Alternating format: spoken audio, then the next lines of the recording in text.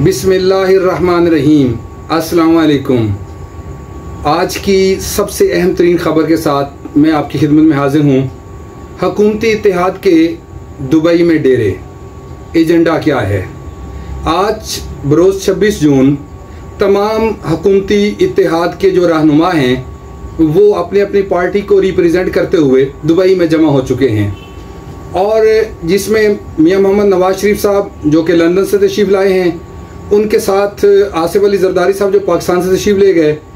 बिलावल भुट्टो जरदारी साहब को भी बुला लिया गया, ओन चौधरी भी वहाँ मौजूद हैं, मरीम नवाज़ भी वहाँ मौजूद हैं और शहबाज शरीफ साहब को भी वहाँ तलब कर लिया गया है। और आज जो है ना वो 2 से 3 मुलाकातें हुई। पहली मुलाकात मरीम नवाज़ और आसिफ अली जरदारी साहब के दरमियान में हुई, और उसके बाद दूसरी मुलाकात नवाज शरीफ और आसिफ जरदारी के दरमियान हुई। इन मुलाकातों के अंदर यकीनन बहुत सारी बातें जो हैं वो की गई हैं, क्योंकि ये मुलाकातें तकरीबन 3-3 घंटे जारी रहीं, और 3-3 घंटे जारी रहने वाली इन मुलाकातों के अंदर बहुत से उमूर पर बात हुई। फार्मल और इनफॉर्मल मुलाकातें हैं ये, और इसमें सोचा ये जा रहा है कि अगले इलेक्शन का प्लान क्या होगा, अगला इलेक्शन किस डेट को होना चाहिए, और उसके साथ साथ ये भी सोचा जा रहा है कि क्या जो असम्बलियाँ मौजूदा हैं वो अपनी मुद्दत पूरी करेंगी या नहीं करेंगी। और गालिब इम्कान है ये है, और ये ज़राए ये कह रहे हैं, ज़राए का ये दावा है कि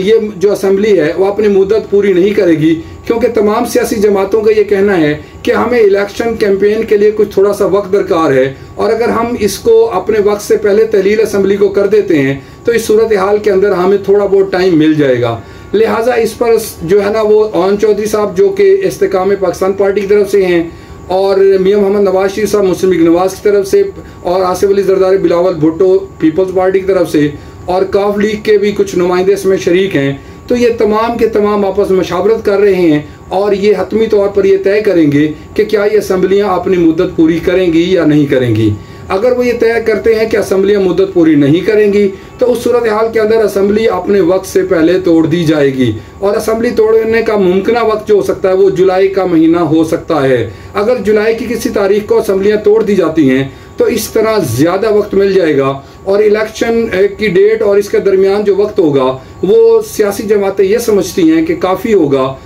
कि उसके दरमियान वो अपनी कैंपेन भी कर सकें और इसके साथ साथ इलेक्शन की तैयारी भी कर सकें। और अगर ऐसा नहीं होता और तमाम जमातें इस पर इत्तफाक की राय नहीं करती तो उस सूरत के हाल के अंदर फिर असम्बली अपना वक्त पूरा करेगी। एक तो बात ये, दूसरा एजेंडे में जो है ना, इसका दूसरा एजेंडा जो है वो ये है कि अगर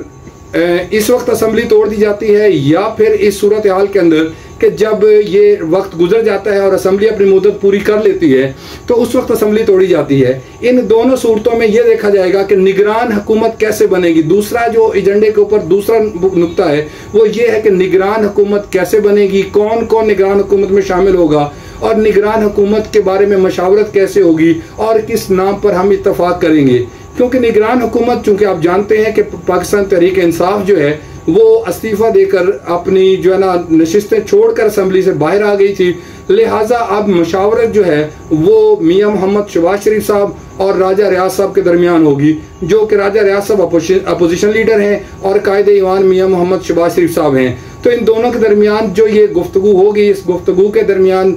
और इस गुफ्तगू के ज़रिए जो कुछ भी फाइनल होगा उसी तरह से निगरान हुकूमत तरतीब दी जाएगी। लिहाजा जरदारी साहब भी वहाँ मौजूद हैं और वो भी अपनी इनपुट दे रहे हैं, और ये फैसला होगा कि निगरान हुकूमत में कौन कौन होगा, निगरान वज़ीर आज़म कौन होगा। और तीसरा जो नुक्ता इस एजेंडे का है वो ये है कि इलेक्शन किस तारीख को होंगे,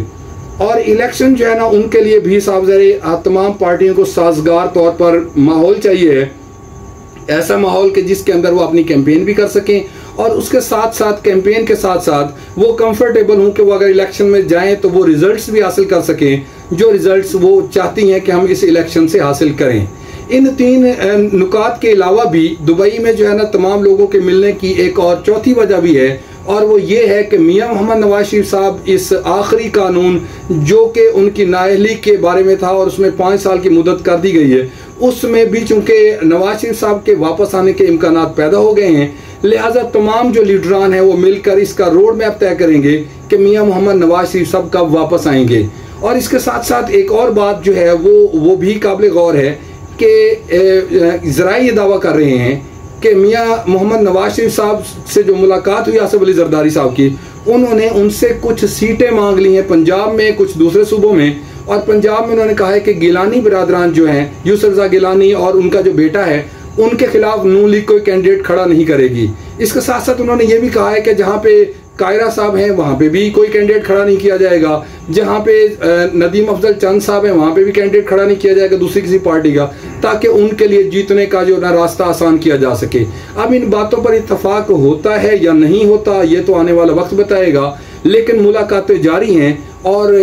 जो इससे अंदर हैरत की बात यह है कि मियाँ मोहम्मद नवाज शरीफ साहब ने अपना क़याम जो है वहाँ पे वो 2 हफ्ते मजीद बढ़ा दिया है। इस दौरान वो मुख्तलिफ लोगों से मुलाकातें कर रहे हैं और इस दौरान उन्होंने मुलाकात की है जो है ना वो शाही ख़ानदान से भी, और वहाँ के बिजनेसमैनों से मुलाकात कर रहे हैं, पाकिस्तान के बिजनेसमैनों से मुलाकात कर रहे हैं और आइंदा का लाहे अमल तय करने की कोशिश कर रहे हैं। और ऐसा दिखाई देता है कि मियाँ मोहम्मद नवाज शरीफ साहब जो इस ख्वाहिश का इजहार लंदन में भी करते रहे हैं कि वो जुलाई के अंदर हर हाल में पाकिस्तान आना चाहते हैं, और अब चूंकि ऐसी कोई जो है ना दरमियान में रुकावट भी बाकी नहीं है, वो आराम से प्रोटेक्टिव बेल लेके कोर्ट जा सकते हैं। तो अब ये सोचा जा रहा है कि क्या उनको बुलाकर प्रोटेक्टिव बेल के जरिए कोर्ट में पेश किया जाएगा, या वो आने के बाद उनके घर को जो सब जेल करार दे दिया जाएगा, या फिर तीसरा ऑप्शन ये है कि वो एक दफ़ा जेल में जाएं और वो वहाँ से अप्लाई करें। इस पर सोच विचार जारी है और मुस्लिम लीग नून के काफ़ी सारे लीडरान को वहाँ बुलाया गया है ताकि उनके जो है ना इस आमद के सिलसिले में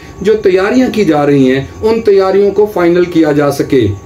और इन तैयारियों के बाद जो है मियाँ मोहम्मद नवाज शरीफ साहब पाकिस्तान तशरीफ लाएंगे और गालिब इम्कान है कि जो भी इलेक्शन की डेट होती है, जो भी निगरान हुकूमत होती है और जिस तरह से भी आगे मामला तय पाते हैं, मियाँ मोहम्मद नवाज शरीफ साहब मुस्लिम लीग नून की क़यादत करेंगे। आज के लिए इतना ही। वीडियो देखने का बहुत शुक्रिया। अगर आपको वीडियो पसंद आई है तो इसको लाइक करें और इसको इस चैनल को सब्सक्राइब करें ताकि आने वाली वीडियोज़ आपको जो वसूल हो सकें। शुक्रिया।